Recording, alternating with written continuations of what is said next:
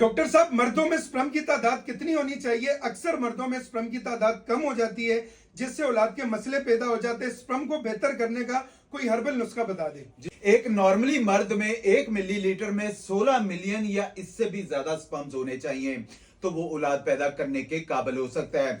इस वीडियोस के अंदर जो मैं नुस्खा बताने वाला हूं, आप इसको घर पे बना के इस्तेमाल करें।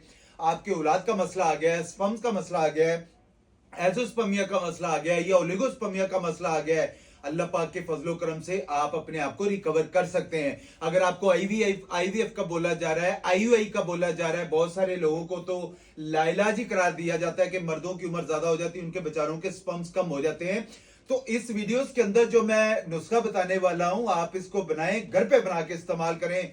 बड़ा जबरदस्त नुस्खा। लेना क्या आप लोगों ने, खरातीन ले लेने आप लोगों ने 100 ग्राम, जुनबदस्तर ले लेना 100 ग्राम, सालब पंजा ले लेना 100 ग्राम, मूसली सफेद ले लेनी 100 ग्राम, अक्कर ले लेना 100 ग्राम, मगज बेनोला ले लेना आप लोगों ने 100 ग्राम, और तुखम रेहान ये भी 100 ग्राम, ताजसक ले लेना आप लोगों ने 100 ग्राम, और मिस्री ले लेना 300 ग्राम। इन सारी चीजों को अजान भाई ब्लेंडर में ब्लेंड करके पाउडर बना लें। मैं कहता हूं जो मर्द इसको इस्तेमाल कर ले 1 महीने के अंदर, आप मुझे हाथ उठा उठा के दुआएं देंगे। अल्लाह पाक के फजलो करम से आपके स्पर्म्स की क्वांटिटी, तादाद, आपके स्पर्म्स की मोटेलिटी अच्छी हो जाएगी।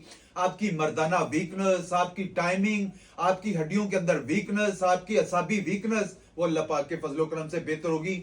इसको 2-4 हफ्ते इस्तेमाल करके देखें, स्पर्म्स का कौन का मसला भी बेहतर होगा और बेऔलादी का मसला फौरी तौर पर खत्म हो जाएगा। जज़ाकल्लाह।